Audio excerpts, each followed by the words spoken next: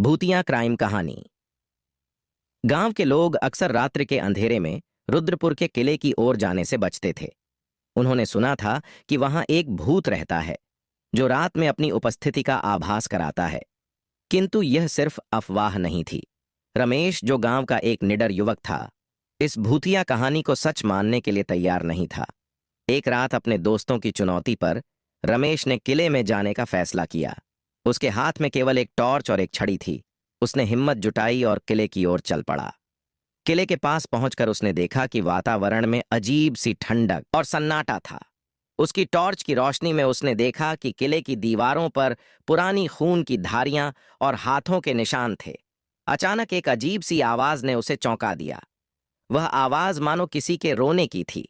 रमेश ने आगे बढ़ते हुए देखा कि किले के एक कमरे में एक औरत का साया था।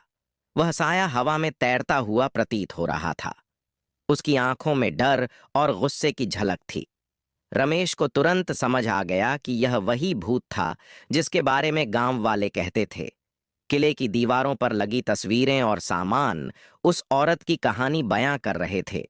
वह औरत, जिसे लोग रानी रूपा कहते थे, असल में एक निर्दोष महिला थी जिसे अपने पति के षड्यंत्र के कारण मरना पड़ा था। उसके पति ने उसकी हत्या कर दी थी और उसकी आत्मा अब न्याय की तलाश में भटक रही थी। रमेश ने किले से बाहर भागने की कोशिश की, लेकिन किले के दरवाजे अचानक बंद हो गए। वह फंस गया और उसकी टॉर्च भी बंद हो गई। अब रमेश को सिर्फ अपनी सूझबूझ पर भरोसा था। उसने रानी रूपा से माफी मांगी और उसकी आत्मा को शांति देने का वादा किया। तभी अचानक दरवाजा खुल गया और रमेश बाहर निकल सका। अगली सुबह रमेश ने गांव वालों को सब कुछ बताया। गांव वालों ने किले के पास एक पूजा का आयोजन किया और रानी रूपा की आत्मा को शांति देने के लिए प्रार्थना की। इसके बाद किले में कभी भी भूतियां घटनाएं नहीं हुईं। रमेश का साहस और उसकी सूझबूझ ने रानी रूपा की आत्मा को मुक्ति दिलाई और गांव वालों को एक डरावनी सच्चाई से आजादी दिलाई।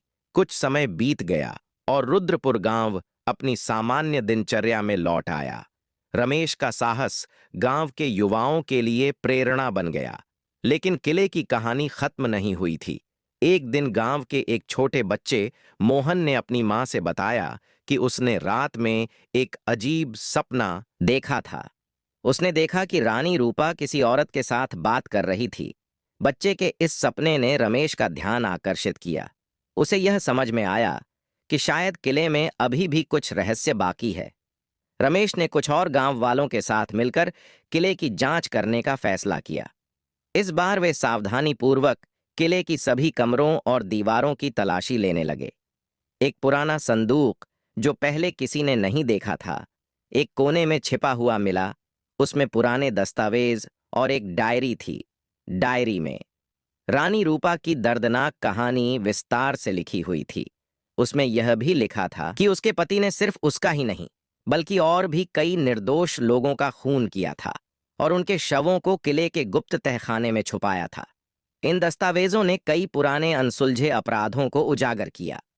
रमेश और गांव वालों ने तुरंत पुलिस को सूचित किया। पुलिस ने तहखाने की जांच की और वहां कई शव और अपराध के अन्य सबूत पाए। यह रहस्योद्घाटन न केवल रानी रूपा की आत्मा के लिए न्याय लेकर आया, बल्कि उन सभी निर्दोष लोगों के लिए भी जिन्होंने वर्षों से न्याय का इंतजार किया था। इन अपराधों की जांच के बाद पुलिस ने रानी रूपा के पति के वंशजों को गिरफ्तार किया, जिन्होंने इन अपराधों के सबूतों को छुपाने की कोशिश की थी। गांव वालों ने किले को एक स्मारक के रूप में परिवर्तित कर दिया, जहां लोग रानी रूपा और अन्य निर्दोष लोगों की याद में श्रद्धांजलि देने आते थे। रानी रूपा की आत्मा को अंततः शांति मिली और गांव के लोगों ने उसके साहस और सहनशीलता की कहानी को हमेशा याद रखा। रमेश का साहस और सूझबूझ ने एक बार फिर साबित कर दिया कि सच्चाई और न्याय की जीत हमेशा होती है। किले के रहस्यों के उजागर होने और रानी रूपा की आत्मा को शांति मिलने के बाद रुद्रपुर गांव में एक नया अध्याय शुरू हुआ। लोग अब किले को न केवल एक ऐतिहासिक धरोहर के रूप में देखते थे, बल्कि इसे साहस, न्याय और सत्य की मिसाल मानते थे। रमेश का नाम पूरे इलाके में प्रसिद्ध हो गया और उसकी कहानी दूर दूर तक फैल गई। लेकिन एक दिन गांव के पुराने पुजारी पंडित त्रिपाठी ने रमेश से एक महत्वपूर्ण बात साझा की। उन्होंने बताया कि उन्होंने एक पुरानी पांडुलिपि में पढ़ा था कि किले में एक गुप्त खजाना भी छिपा हुआ है, जिसे रानी रूपा के पति ने छुपाया था। यह खजाना उन निर्दोष लोगों से लूटी गई संपत्ति थी जो उसके पति ने अपने अपराधों के दौरान जमा की थी। रमेश ने सोचा कि अगर यह खजाना मिल जाए तो इसका उपयोग गांव की भलाई के लिए किया जा सकता है। उसने पंडित त्रिपाठी के साथ मिलकर किले की ओर गहन खोज करने का निर्णय लिया। उन्होंने किले के सभी कमरों, तहखानों और सुरंगों की बारीकी से जांच की, लेकिन उन्हें खजाने का कोई संकेत नहीं मिला। एक दिन जब रमेश किले के सबसे गहरे हिस्से की तलाश कर रहा था, उसे एक अजीब सी आवाज सुनाई दी। यह आवाज एक दीवार के पीछे से आ रही थी। उसने दीवार को ध्यान से देखा और पाया कि यह एक गुप्त दरवाजा था। उन्होंने दीवार को खोलने का प्रयास किया और अंततः उसमें सफलता प्राप्त की। दीवार के पीछे एक गुप्त कक्ष था, जिसमें बेशकीमती रत्न, सोने चांदी के आभूषण और बहुमूल्य मूर्तियां रखी हुई थीं।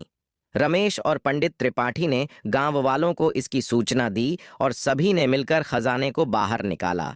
यह खजाना गांव के विकास और कल्याण के लिए उपयोग किया गया। रुद्रपुर गांव में एक नया स्कूल, एक अस्पताल और कई अन्य विकास परियोजनाएं शुरू की गईं। गांव के लोग रमेश और पंडित त्रिपाठी को उनकी सूझबूझ और साहस के लिए धन्यवाद देते नहीं थके। रुद्रपुर का किला अब सिर्फ एक ऐतिहासिक स्थल नहीं था, बल्कि यह साहस, न्याय और सामुदायिक एकता का प्रतीक बन गया था। रानी रूपा की आत्मा को न्याय मिला और उसका नाम अब सदैव सम्मान के साथ लिया जाता था। रमेश का नाम भी इतिहास के पन्नों में दर्ज हो गया और उसकी कहानी पीढ़ी दर पीढ़ी सुनाई जाने लगी। प्रेरणा और साहस का स्रोत बनकर रुद्रपुर के विकास और खुशहाली के साथ गांव में एक नई ऊर्जा का संचार हो गया था। किले की कहानी अब बच्चों के लिए एक प्रेरणादायक कहानी बन गई थी, जिसे वे ध्यान से सुनते और उससे सीख लेते थे। एक दिन रमेश के पास एक अजनबी आया। उसने बताया कि वह एक पुरातत्वविद है और उसने सुना है कि रुद्रपुर का किला सिर्फ एक भूतिया कहानी का केंद्र नहीं है, बल्कि यह ऐतिहासिक दृष्टि से भी बहुत महत्वपूर्ण है। उसने रमेश को बताया कि किले की दीवारों पर कुछ रहस्यमयी शिलालेख हैं जो एक प्राचीन भाषा में लिखे गए हैं। रमेश और पुरातत्वविद ने मिलकर किले की दीवारों की जांच शुरू की। उन्होंने शिलालेखों को ध्यान से पढ़ने की कोशिश की, लेकिन वह प्राचीन भाषा समझ में नहीं आ रही थी। तब पुरातत्वविद ने अपने कुछ विशेषज्ञ साथियों को बुलाया और उन्होंने मिलकर इन शिलालेखों को डिकोड करने का प्रयास किया। कई दिनों की मेहनत के बाद उन्होंने पाया कि यह शिलालेख एक पुरानी सभ्यता के संकेत थे, जो इस क्षेत्र में बहुत पहले मौजूद थी। यह सभ्यता कला, विज्ञान और संस्कृति में बहुत उन्नत थी। उन्होंने यह भी पाया कि इस सभ्यता का एक और गुप्त स्थान किले से कुछ मील की दूरी पर था। रमेश, पुरातत्वविद और उनके साथी गांव वालों के साथ मिलकर उस स्थान की तलाश में निकले। कई दिनों की खोज के बाद उन्होंने एक प्राचीन मंदिर खोज निकाला, जो जंगल के बीच छुपा हुआ था। यह मंदिर बहुत सुंदर और विशाल था, लेकिन वर्षों की उपेक्षा के कारण यह ध्वस्त अवस्था में था। गांव वालों ने मिलकर इस मंदिर को पुनः स्थापित करने का निर्णय लिया। उन्होंने मंदिर की सफाई की, उसकी मरम्मत की और उसे पुनः सजाया। इस प्रक्रिया में उन्हें कई प्राचीन मूर्तियां, शिलालेख और कलाकृतियां मिलीं, जो इस सभ्यता की महानता को दर्शाती थीं। इस मंदिर के पुनः स्थापित होने के बाद यह स्थान एक धार्मिक और सांस्कृतिक केंद्र बन गया। दूर दूर से लोग इसे देखने और इसके इतिहास को जानने के लिए आने लगे। रुद्रपुर अब सिर्फ एक गांव नहीं रहा, बल्कि यह एक प्राचीन सभ्यता की धरोहर को भी संजोए हुए है। रमेश का साहस, सूझबूझ और दृढ़ता ने एक बार फिर साबित किया कि सच्चाई की खोज और न्याय की जीत हमेशा होती है।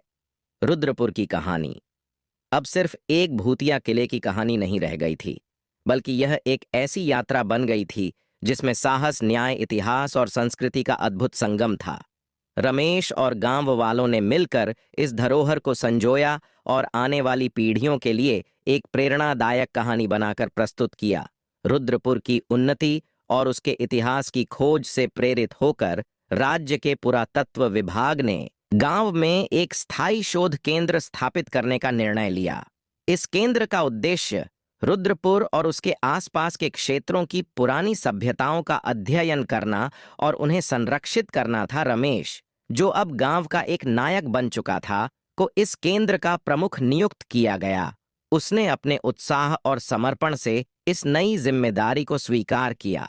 उसने पुरातत्वविदों, इतिहासकारों और छात्रों की एक टीम बनाई जो मिलकर इस क्षेत्र के अन्य रहस्यों की खोज और अध्ययन में जुट गए। एक दिन रमेश की टीम को एक और महत्वपूर्ण सुराग मिला। उन्हें किले के पास एक पुरानी गुफा का पता चला जिसके अंदर अद्भुत चित्रकारी और शिलालेख थे। इन चित्रों और शिलालेखों ने एक बार फिर से इस क्षेत्र की प्राचीन सभ्यता के बारे में महत्वपूर्ण जानकारियां दीं। गुफा में मिली इन कलाकृतियों ने स्पष्ट किया कि यह सभ्यता न केवल सांस्कृतिक रूप से समृद्ध थी, बल्कि विज्ञान और तकनीक में भी प्रगति कर चुकी थी। इस खोज से रुद्रपुर की प्रतिष्ठा और भी बढ़ गई। शोध केंद्र में कई अंतर्राष्ट्रीय पुरातत्वविद और शोधकर्ता आने लगे। उन्होंने यहाँ की सभ्यता का गहन अध्ययन किया और अपने निष्कर्षों को दुनिया के सामने प्रस्तुत किया। रुद्रपुर अब एक वैश्विक आकर्षण का केंद्र बन गया था। इन सबके बीच गांव वालों का जीवन भी काफी बदल गया। पर्यटन से मिलने वाली आय से गांव का विकास और तेजी से होने लगा। नए स्कूल, अस्पताल और सामुदायिक केंद्र बनाए गए। गांव के युवाओं को नई नौकरियों और शिक्षा के अवसर मिलने लगे। रानी रूपा की कहानी अब सिर्फ एक भूतिया कहानी नहीं रह गई थी, यह एक प्रतीक बन गई थी। न्याय, सत्य और साहस का गांव के लोग उसे याद करते हुए गर्व महसूस करते थे। रानी रूपा के सम्मान में हर साल एक विशेष उत्सव का आयोजन किया जाने लगा, जिसमें लोग उसकी कहानी का नाटक प्रस्तुत करते और उसकी वीरता को सलाम करते। रमेश, जो इस पूरी यात्रा का केंद्र बिंदु था, ने अपनी पूरी जिंदगी गांव की भलाई और उसके इतिहास को संरक्षित करने में लगा दी। उसकी कहानी अब सिर्फ एक व्यक्ति की नहीं, बल्कि एक पूरे समुदाय की कहानी बन चुकी थी, जिसने मिलकर अपने गांव को एक नई पहचान दिलाई। रुद्रपुर अब सिर्फ एक गांव नहीं था, बल्कि यह एक प्रेरणा का स्रोत बन चुका था, जो यह सिखाता था कि किस तरह से इतिहास, साहस और सामूहिक प्रयास से किसी भी चुनौती को